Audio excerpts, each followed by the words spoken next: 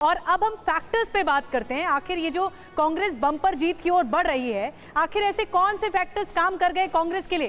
पहला बड़ा फैक्टर भ्रष्टाचार। खड़गे के कारण ओबीसी और दलित वोट मिले हैं, ये बड़ी बात निकलकर सामने आई है। दूसरा बड़ा फैक्टर जिसमें डीके शिव कुमार के इलेक्शन मैनेजमेंट से फायदा हुआ है, कांग्रेस को फायदा जाता हुआ दिखा है कांग्रेस खेमे में। तीसरा बड़ा फैक्टर सिद्धारमैया की लोकप्रियता का फायदा मिला है।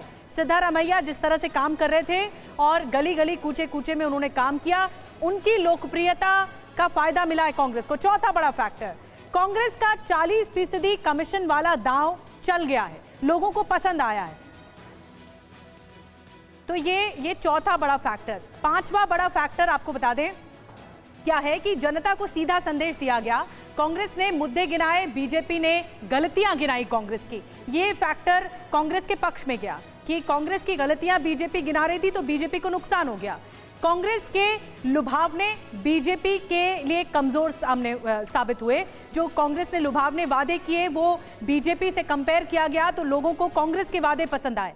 सिद्धारमैया का इस्तेमाल, येदियुरप्पा का कम। अब सिद्धारमैया की लोकप्रियता है तो उनका इस्तेमाल भी ज्यादा हुआ, येदियुरप्पा का कम हुआ तो ये भी कांग्रेस के फेवर में गया।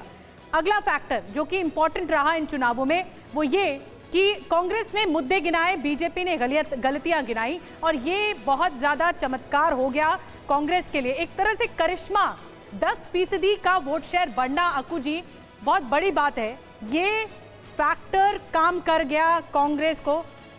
छोटा रिएक्शन, फिर प्रतिमा के पास चलते हैं। मुझे तो लगता है कि कांग्रेस के फैक्टर से ज़्यादा बीजेपी की गलतियों के फैक्टर कांग्रेस के लिए ज़्यादा जिम्मेदार रहे। बिल्कुल, बीजेपी ने स्ट्रेटेजिकली बहुत गलत किया, खास तौर से येदियुरप्पा को हटाने का फैसला, फिर उनको बहुत बाद में सामने रखने का फैसला और फिर कभी पीछे रखने का, कभी आगे रखने का। वो बहुत जो हेजी था, जो तस्वीर साफ नहीं थी, इससे एक बहुत बड़ा मैसेजिंग, करप्शन के भी आरोप। दूसरा, बीएल संतोष ने जिस तरीके से, क्योंकि वो प्रभारी थे, जिस तरीके से वहाँ पर नेताओं में कंफ्यूजन क्रिएट हुआ, जगदीश शेट्टार को टिकट ना देने का फैसला, बाकी और लोग, तो वो एक पूरी की पूरी कौम जो उनके साथ हमेशा रहती थी उससे थोड़ा बंटवारा हुआ और वो चीज़ें भी बहुत जिम्मेदार रहीं जो कांग्रेस की जीत के लिए रही। आप ये नहीं कह सकते कि हमारा वोट बैंक तो साहब 36% था। आप उसके लिए नहीं लड़ते हैं आप जीतने के लिए। मैं प्रतिमा का रुख करना चाहूंगी इसी बात पर, क्योंकि प्रतिमा ये जानना बहुत जरूरी है कि जेडीएस के वोट बैंक पर असरदार सेंध कैसे कांग्रेस लगा पाई है। कौन से ऐसे इंपॉर्टेंट फैक्टर्स हैं जिसमें हम अभी तक SC ST की बात कर रहे थे, मुस्लिम की बात कर रहे थे, कुर्बा की बात कर रहे थे, क्या ऐसे फैक्टर्स हैं जो फिलहाल एनालाइज किए जा रहे हैं? देखिए, बहुत अच्छा विश्लेषण डेटा मोशाय लगातार TV9 के दर्शकों के लिए कर रहे हैं और एक एक सीट का विश्लेषण भी यहाँ पर किया गया है और मुझे नहीं लगता इतने अच्छे तरीके से कोई इसे समझा सकता है। लेकिन जिस विषय पर हम बात करने जा रहे हैं वो बहुत महत्वपूर्ण हो जाता है डेटा मोशाय, और वो ये है कि 224 सीटों का जो नतीजा आया है वो 2024 पर कितना असर डालेगा, क्योंकि 28 लोकसभा की सीटें हैं कर्नाटका में। तो अगर उसको समझा जाए कितना बड़ा रिफ्लेक्शन होगा? देखिए, अगर ये सेम रिजल्ट पार्लियामेंट में रिपीट, हाइपोथेटिकली मैं बोल रहा हूँ, रिपीट होता है तो आप देखेंगे, हम लोगों ने लिखा है, तो आज का दिन में देखिए टोटल कर्नाटक में 28 सीट से कांग्रेस 18 सीटों में अभी जीतेगा। ये विधानसभा के रिजल्ट्स के विधानसभा रिजल्ट्स अगर सेम लोकसभा में रिफ्लेक्शन होगा, 18 सीट्स में कांग्रेस जीतेगा, जेडीएस 2 सीट में जीतेगा और बीजेपी 10 सीट में जीतेगा। अब इसमें अगर आप देखेंगे पिछले बार का 2019 में कांग्रेस के पास 1 सीट था, तो बहुत बड़ी बढ़त इसे कहा जाएगा। हाँ।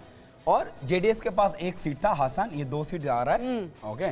और बीजेपी के पास 25 सीट था, ये सीट ड्रॉप हो रहा है 10 -15। हाँ। बट क्या है, ये जस्ट हाइपोथेटिकल सिचुएशन, इशू अलग होता है, इलेक्शन अलग होता है, ठीक है। ये भी कहा जाता है ना कि विधानसभा के मुद्दे अलग होते हैं, लोकसभा के मुद्दे अलग होते हैं, लेकिन जो 5 गारंटीज की बात कांग्रेस कर रही है इस चुनाव में, अगर उसे धरातल पर उतार देती है तो ये हो सकता है कि 2024 में रिफ्लेक्ट करे। देखिए, एक चीज तो बहुत क्लियर है, कर्नाटका जैसे पिछले बार बीजेपी 28 में 25 सीट जीता था, उतना इजी केक वक्त तो नहीं होगा, ठीक है। अभी कितना सीट कांग्रेस जीत पाएगा, कितना सीट बीजेपी रख पाएगा, वो टाइम बोलेगा। लेकिन अगर गारंटी इंप्लीमेंटेड हुआ, अगर अकाउंट में 2000 रुपया मिल गया, अगर 200 यूनिट फ्री में मिला, अगर 10 किलो चावल मिला, अगर अब बस राइड फ्री में कर रहा है तो इसका इम्पैक्ट डेफिनेटली पार्लियामेंट इलेक्शन में पड़ेगा।